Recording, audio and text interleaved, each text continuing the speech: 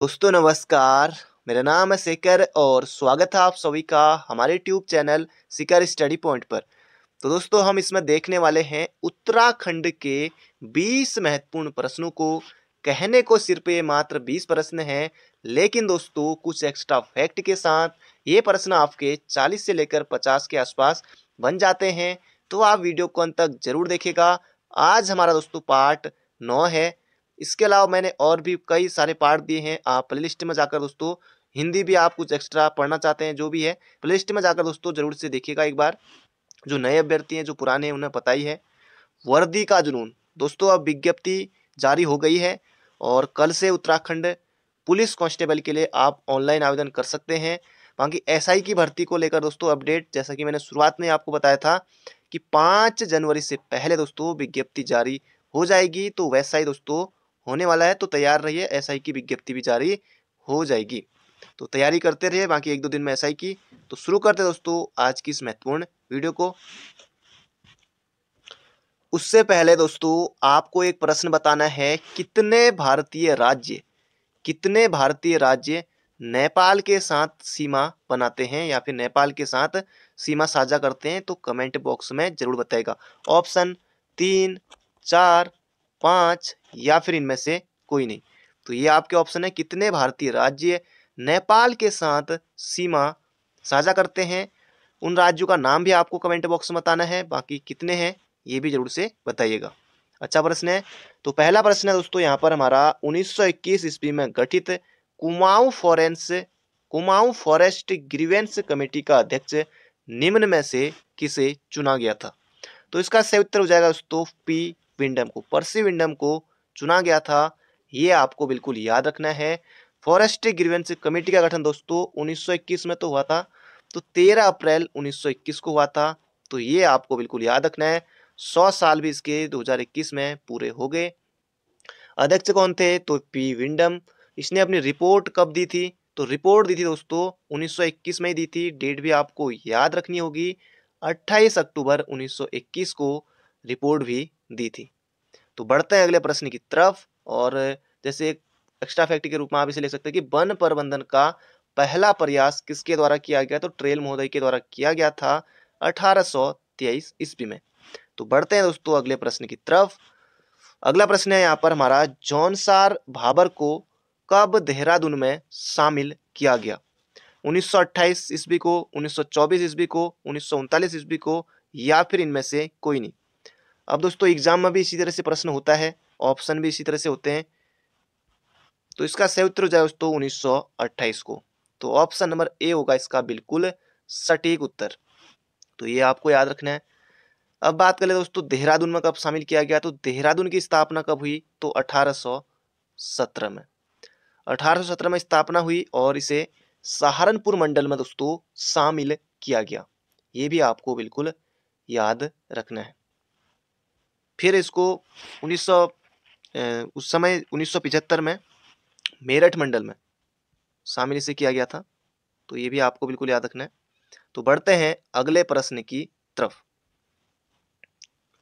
अगला प्रश्न है यहाँ पर हमारा, बाल फिल्म सोसाइटी द्वारा प्रसिद्ध कहानी दाजू पर फिल्म बनाई गई, इस कहानी के लेखक हैं राजेश जोशी, शेखर जोशी, मनोहर श्याम जोशी या फिर इनमें से कोई नहीं, सौरभ जोशी। तो इसका सही उत्तर होगा दोस्तों यहाँ पर हमारा दाजू, ये हो जाएगा शेखर जोशी।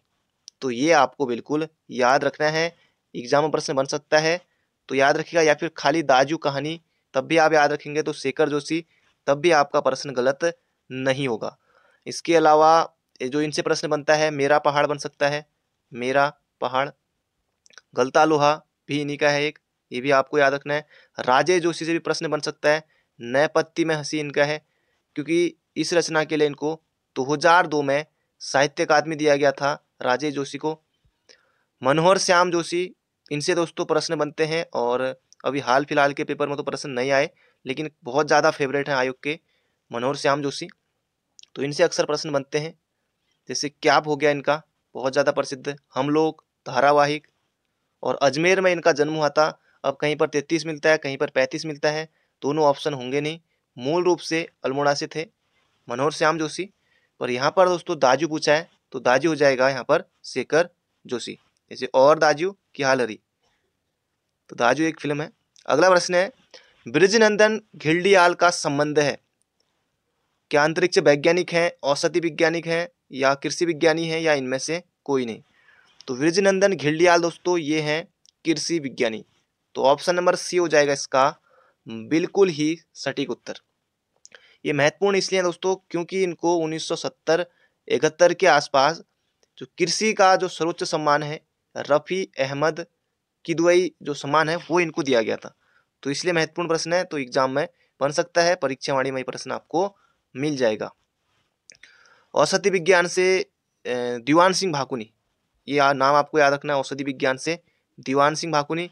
अंतरिक्ष विज्ञानी नीलांबर पंत, हाल ही में पूछा गया नीलांबर पंत से प्रश्न, अंतरिक्ष विज्ञानी, और 1984 में इनको नीलांबर पंत को दिया गया था पद्म श्री। इसरो के अध्यक्ष भी रह चुके हैं। तो इसका सही उत्तर हो जाएगा यहाँ पर कृषि विज्ञानी। और इनका संबंध किस जनपद से है, तो हो जाएगा पौड़ी, श्रीनगर पौड़ी। अगला है, निम्न में से नैनीताल में कौन सा ताल नहीं है, कौन सा ताल स्थित नहीं है, या उत्तरकाशी में, चमोली में, और भी जो जनपद है, क्योंकि जहां ज्यादा ताल है वहां से प्रश्न इस तरह का बन सकता है। 7 ताल, खुरपा ताल, 9 कुचा ताल। तो ये तीनों ताल हमारे कहाँ है, नैनीताल जनपद में है। खुद नैनीताल, तो यहाँ पर भी दोस्तों लगा है ताल। तो इसका सही उत्तर हो जाएगा गंगपानी ताल। ये किस जनपद में है, तो गंगपानी ताल दोस्तों ये है हमारा पिथौरागढ़ जनपद में। तो बढ़ते हैं अगले प्रश्न की तरफ। अगला प्रश्न है, देहरादून फुटबॉल अकादमी की स्थापना कब हुई, या फिर प्रश्न बन सकता है कि देहरादून में फुटबॉल अकादमी की स्थापना कब हुई। तो ये हुई दोस्तों 2011 में। तो ये बिल्कुल दोस्तों आप इसे आसानी से याद रख सकते हैं क्योंकि 2011 में ही फुटबॉल को उत्तराखंड का राज्य खेल घोषित किया गया था। तो इस वजह से आप बिल्कुल आसानी से याद रख सकते हैं। 2010 में 7 जनवरी 2010 को दोस्तों संस्कृत को उत्तराखंड की द्वितीय राजभाषा घोषित किया गया। पहली हमारी हिंदी है, दूसरी संस्कृत, और साथ ही हमारा पड़ोसी राज्य हिमाचल उसकी भी दूसरी राजभाषा संस्कृति है। तो 2011 इसका बिल्कुल सटीक उत्तर है। अगला है, हिम ज्योति फाउंडेशन देहरादून में किस राज्यपाल की प्रेरणा से स्थापित हुआ। तो महत्वपूर्ण प्रश्न है दोस्तों, सुरजीत सिंह बरनाला, सुदर्शन अग्रवाल, वीएल जोशी, या फिर इनमें से कोई नहीं। तो इसका सही उत्तर हो जाएगा यहाँ पर हमारा सुदर्शन अग्रवाल। तो बिल्कुल आपको याद रखना है, हिम ज्योति फाउंडेशन देहरादून में है, राज्यपाल जो सुदर्शन अग्रवाल हैं इनकी प्रेरणा से स्थापित हुआ था। इसका उद्देश्य की अगर दोस्तों बात करें, जो मेधावी छात्र छात्रा हैं इनको ये क्या करता है कि छात्रवृत्ति प्रदान करता है। तो ये महत्वपूर्ण बन सकता है एग्जाम में। बाकी क्रम इनका सुदर्शन सुरजीत सिंह बरनाला आए, फिर सुदर्शन, फिर बीएल जोशी। इनमें से सबसे कम कार्यकाल किसका है, तो वीएल जोशी का है। इनमें से नहीं, जो जितने भी अभी तक हुए इनमें से। तो इसका सही उत्तर हो जाएगा सुदर्शन अग्रवाल। उम्मीद करता हूं आपको समझ में आया होगा। तो बढ़ते हैं अगले प्रश्न की तरफ। अगला है, कुमाऊं के कितने जनपद गढ़वाल मंडल को स्पर्श नहीं करते। अब दोस्तों जिन्होंने मैप अच्छे से नहीं देखा है वो हवा में 2 भी मार सकते हैं, 3 भी मार सकते हैं, 4 भी। लेकिन अगर आपने दोस्तों मैप थोड़ा ध्यान से देखा हो कितने नहीं करते हैं, पहली बात तो यहाँ पर आपको देखना है। अब नहीं करते हैं, यहाँ से देखिए दोस्तों बागेश्वर लगी रहा है, यहीं से देखिए जैसे पिथौरागढ़ आ गया, फिर बागेश्वर, फिर अल्मोड़ा और नैनीताल। तो ये 4 जनपद तो हमारे लग गए। अब 2 बचे, पिथौरागढ़ और कौन से, नहीं सॉरी, चंपावत और उधम सिंह नगर। तो ये 2 नहीं लगते हैं। बिल्कुल आसान है, कोई दिक्कत नहीं है। अगला प्रश्न है, उत्तराखंड के माननीय राज्यपाल को कौन नियुक्त करता है। बिल्कुल आसान प्रश्न दोस्तों। इसका सही उत्तर उत्तराखंड का मुख्यमंत्री कतई नहीं है। मुख्यमंत्री की नियुक्ति खुद राज्यपाल करते हैं। ये हो जाएगा दोस्तों यहाँ पर हमारा राष्ट्रपति, ऑप्शन नंबर बी।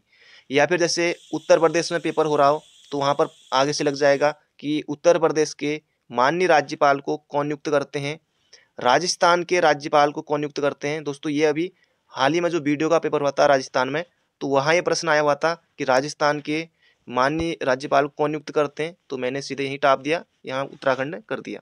तो कहीं भी प्रश्न ऐसे ही बनते हैं, बात हुई है। और किस अनुच्छेद में दोस्तों, 164, और इसके अलावा जो संविधान का अनुच्छेद 167 है, इसमें बताया गया कि राज्यपाल और जो मंत्रिपरिषद के बीच एक कड़ी के रूप में मुख्यमंत्री कार्य करेगा। तो बढ़ते हैं अगले प्रश्न की तरफ। अगला प्रश्न है, पद्म श्री शिवानी का मूल नाम क्या था? तो पद्म श्री शिवानी यानी कि गौरा पंत। तो गौरा हो जाएगा इसका बिल्कुल सही उत्तर। इनका जन्म दोस्तों एग्जाम में पूछा जाता है। तो 1923 में इनका जन्म हुआ था राजकोट। राजकोट गुजरात में है, आप सभी को पता है। और इनकी कुछ रचनाएं भी आ सकती हैं, जैसे विष कन्या है, अतिथि, 14 फेरे, बाकी बहुत सारी रचनाएं हैं। तो हो जाएगा गौरा। अगला प्रश्न है दोस्तों, प्रसिद्ध कविता सिंहनाद के लेखक हैं। तो इसका सही उत्तर हो जाएगा सिंहनाद दोस्तों, ये है भजन सिंह सिंह। अगर यहाँ पर भक्त दर्शन भी होता तो कई अभ्यर्थी भक्त दर्शन और भजन सिंह में थोड़ा बहुत दिक्कत होती। तो भजन सिंह इसका बिल्कुल सही उत्तर है। इनका जन्म दोस्तों कहाँ हुआ था? तो पौड़ी गढ़वाल में हुआ था। तो ये भी आपको बिल्कुल याद रखना है। और भी इनकी जैसी रचनाएं हैं, अमृत वर्षा, ये भी इनकी रचना है भजन सिंह की। कुंवर सिंह नेगी का दोस्तों नाम है, गढ़वाल का हातिम ताई कहा जाता है। पिछली बार फॉरेस्ट गार्ड में 1 नंबर के लिए पूछा गया था ये प्रश्न। और हातिम ताई दोस्तों कुंवर सिंह नेगी ब्रेल लिपि के लिए जाने जाते हैं। और कुंवर सिंह नेगी को जो गढ़वाल का हातिम ताई है, ये कहा था बैरिस्टर मुकुंदीलाल ने। सिपरसार डबराल दोस्तों, इनसे अक्सर प्रश्न बनते हैं। 1912 में इनका जन्म हुआ था पौड़ी के कहली गांव में। उत्तराखंड का इतिहास 12 खंडों में इनके द्वारा लिखा गया। बहुत सी रचनाएं हैं। 1956 में महापाषाणी समाधान मलारी से खोजे गए। ये हो जाएगा दोस्तों भजन सिंह। अगला है चरे या चर्यो आभूषण पहना जाता है। तो ये दोस्तों पैर में नहीं, ये हो जाएगा गले में। बिल्कुल आसान है। चरे हो जाएगा कहाँ? गले में, बिल्कुल आसान है। और पैर में दोस्तों जैसे झिंवरा आभूषण है, पैर में पहना जाता है। बाकी कंगन, धगुले, ये सब हाथ में ही, पहुंची हाथ में ही पहने जाते हैं। पैर में बहुत सारे, जैसे बिछुआ, क्या क्या पता नहीं क्या क्या होते हैं, बहुत सारे होते हैं। और कमर में जैसे दोस्तों सूड़ी, अतरदान, करधनी, बहुत सारे ये भी पहने जाते हैं। ये हो जाएगा गले में। अगला है बनवारी लाल जोशी, BL जोशी, उत्तराखंड का राज्यपाल, उत्तराखंड के राज्यपाल कब से कब तक रहे? तो ये भी दोस्तों यहाँ पर हमारा अच्छा प्रश्न है। ये हो जाएगा 2007 से लेकर 2009 तक। तो इसका बिल्कुल सही उत्तर हो जाएगा दोस्तों ऑप्शन नंबर बी। अब थोड़ा बहुत दोस्तों आपको क्रम भी याद रखना होगा कि कौन कब तक थे, थोड़ा बहुत आइडिया हल्का। बाकी कब से कब तक थे थोड़ा बहुत ये याद रखेगा, क्योंकि अब दोस्तों पहले राज्यपाल कौन थे, तीसरे कौन थे, छठे कौन थे, ये बहुत हो गया। अब इस बार थोड़ा नया क्वेश्चन आया था कि कौन थे करके, वो इनमें से कोई नहीं उत्तर था, अभी जो हाल में वीडियो के पेपर में पूछा गया था। तो ये भी थोड़ा याद रखेगा। तो बढ़ते हैं दोस्तों अगले प्रश्न की तरफ। और पहली महिला राज्यपाल उत्तराखंड की मार्गरेट अल्वा, दूसरी बेबी रानी मौर्य, वो भी याद रखना आपको।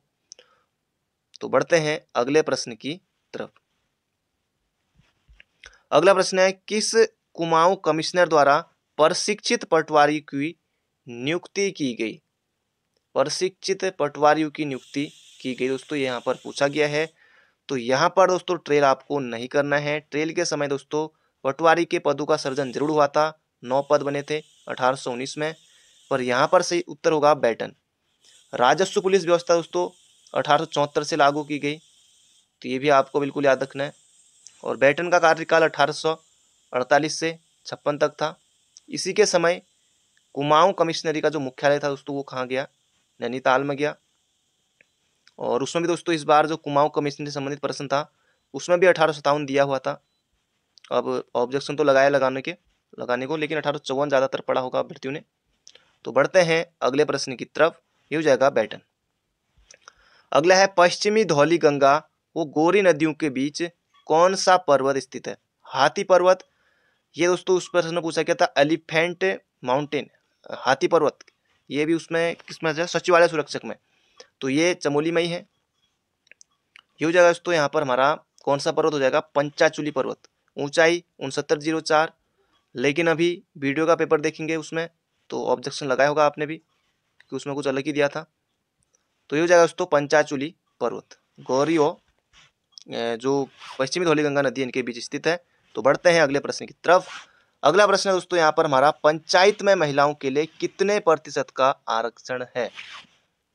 तो इनमें से आपको बताना है दोस्तों, 30 पहले था, बढ़ाकर हो गया 50 2008 में, खंडूरी जी के समय। तो ये आपको बिल्कुल याद रखना है। तो बढ़ते हैं अगले प्रश्न की तरफ। बाकी 5वां राज्य था उत्तराखंड ये करने वाला, जैसे बिहार भी है और भी कई राज्य जिन्होंने की जहाँ महिलाओं को पंचायती चुनाव में जो है 50% आरक्षण उपलब्ध है। और जो पंचायती राज व्यवस्था को दोस्तों त्रिस्तरीय रूप से जो लागू किया गया था वो उत्तराखंड में, वो कब से, ये आप कमेंट बॉक्स में जरूर बताइएगा। अगला प्रश्न है, खेड़ी जलप्रपात किस जनपद में स्थित है? खेड़ी जलप्रपात, तो ये हो जाएगा दोस्तों उत्तर काशी में। जैसे वसुंधरा जलप्रपात चमोली में है, बहुत बार एग्जाम आ सकता है। भूरमुनि जलप्रपात दोस्तों ये पिथौरागढ़ में है, ये भी याद रखेगा भूरमुनि जलप्रपात। तो बढ़ते हैं अगले प्रश्न की तरफ, ये हो जाएगा उत्तर काशी में। बिरथी पिथौरागढ़ में है, भेलछड़ा पिथौरागढ़ में है, कई बार बनता है एग्जाम में, पहले बना भी था। तो ये हो जाएगा हमारा उत्तर काशी में। अगला प्रश्न है यहाँ पर हमारा दोस्तों, ये अभी इस बार ही पूछा गया प्रश्न, राज्य के तराई क्षेत्र में भूमि संबंधी सीलिंग कानून लागू किए गए। अब दोस्तों जबरदस्त ऑप्शन है 1962, 1968, 1972 या 1980। दोस्तों ये हो जाएगा 1972 में। सीधे सीधे डेट जरूर याद रखिएगा, रिपीट हो सकता है एग्जाम में। राज्य के तराई क्षेत्र में भूमि संबंधी सीलिंग कानून लागू किया गया तो 1972 में। तो बढ़ते हैं दोस्तों अगले प्रश्न की तरफ। और तराई जनपद का गठन कब हुआ? तो 1842 में हुआ। लूसिंग गठन थे उस समय, है ना, ये भी आपको याद रखना है। पाताल तोड़ कुएं पाए जाते हैं तराई में, ये भी आता है। और एक प्रश्न ये भी बना था कि जो आईन अकबरी है, अबुल फजल आईन अकबरी में तराई के कितने महलों का वर्णन मिलता है? तो ये मिलता है 21, ये भी याद रखेगा। यहाँ पर उत्तर होगा 1972। अगला प्रश्न है, गर्गेश्वर महादेव का प्राचीन मंदिर कहाँ स्थित है? तो यह है दोस्तों नैनीताल में और रामगढ़। नैनीताल में, रामगढ़, पर्वतीय फल का कटोरा कहा जाता है रामगढ़ को, रामगढ़ नैनीताल में है। अब दोस्तों एक जो मैंने आपको जो पीछे से स्वर वाली ट्रिक बताई थी, वो वीडियो में अगर आपने जो पहले से लगातार वीडियो देखते आते होंगे उनको जरूर वो ट्रिक काम की होगी, क्योंकि पूछा गया था अभी वीडियो में कि जो प्रश्न था, तो बाकी जहाँ पर भी स्वर लगे अंत में तो किससे देवता से संबंधित है, कुछ इस तरह का प्रश्न था, तो वो शिव जी से संबंधित होता है, महादेव से। तो ये हो जाएगा यहाँ पर हमारा नैनीताल। अगला प्रश्न है, जैसे टपकेश्वर है, टपकेश्वर स्वर लग गया तो ये शिव जी से ही संबंधित है। बाकी बहुत सारे हैं, कोटेश्वर महादेव जैसे रुद्रप्रयाग में है, ये भी हो गया स्वर महादेव से संबंधित। जो भी जहाँ पर स्वर लगे तो महादेव से संबंधित होते हैं।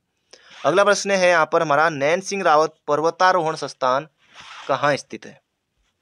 तो अब दोस्तों आजकल एग्जाम में ऐसा हो रहा है कि जनपद ना पूछकर जो एग्जैक्ट लोकेशन है, जैसे ऋषिकेश है, हल्द्वानी, मुनस्यारी या कोटद्वार, तो इस तरह के दोस्तों उनके अंतर जो है जनपदों के अंतर, वहाँ से प्रश्न बन रहे हैं।